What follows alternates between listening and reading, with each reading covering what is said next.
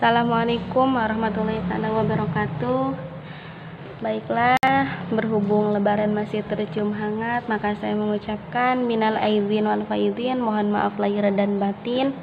Perkenalkan, nama saya Imas Maspupa, jurusan Hukum Keluarga, semester 4 kelas D. Baiklah, saya di sini akan menjelaskan atau memaparkan materi yang berjudul pewarisan anak dalam kandungan. Anak di dalam kandungan apabila diketahui keberadaannya dalam rahim ibunya tatkala waris meninggal dan kemudian dilahirkan dengan keadaan hidup, maka anak tersebut termasuk ahli waris atau anak yang berhak mendapatkan harta peninggalan. Dan anak yang masih di dalam rahim ibunya pun termasuk ahli waris apabila si anak tersebut sudah diketahui di dalam rahim ibunya itu sudah berwujud. Nah, contoh seorang ibu yang hamil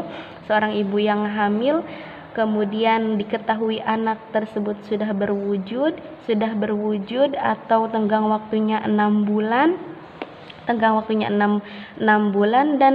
dan ketika itu muwaris meninggal. Nah, maka si anak tersebut berhak mendapatkan harta peninggalan.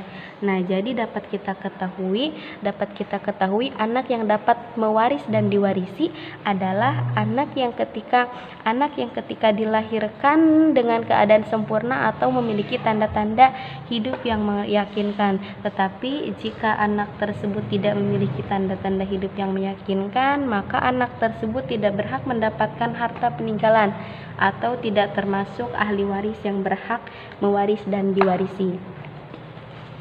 Nah, untuk masalah pewarisan untuk mengenai pewarisan anak dalam kandungan, jumhur ulama berpendapat bahwa bagian anak yang masih di dalam kandungan itu harus disisakan atau disimpan terlebih dahulu sampai ia dilahirkan, sedangkan sisanya itu dibagikan kepada ahli waris lainnya. Nah, jadi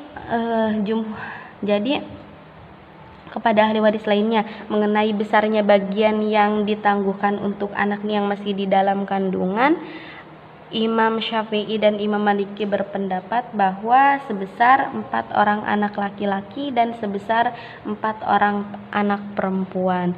Sedangkan Imamiyah berpendapat itu sebesar 2 orang anak laki-laki, itu pun sebagai untuk bentuk penghati-hatian. Sedangkan Imam Hanafi berpendapat itu bagian terbesar orang anak laki-laki dan anak perempuan. Nah, contohnya seseorang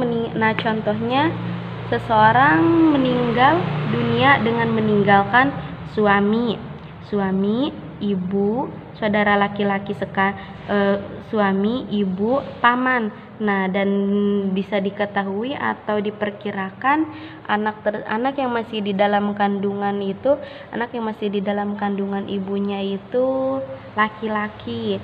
Nah, jadi kita tulis suami, ibu, saudara laki-laki sekandung, paman. Nah, suami 1/2, ibu 1/6, saudara laki-laki kan yang masih di dalam kandungan. Nah, kita sudah perkirakan saudara laki-laki. Nah, jadi kita tulis saudara laki-laki itu termasuk asobah. Pamannya Mahmud. Nah, KPK-nya 6. Nah, 2 bagi 6 bagi 2 3, 6 bagi 6 dapat 1. Nah, saudara laki-laki itu asobah, Mahmudnya 0. Nah, 3, 6, 1, 2. Nah, jadi hasilnya 6. Contohnya hasilnya seperti ini. Dapat kita lihat. Nah, suami,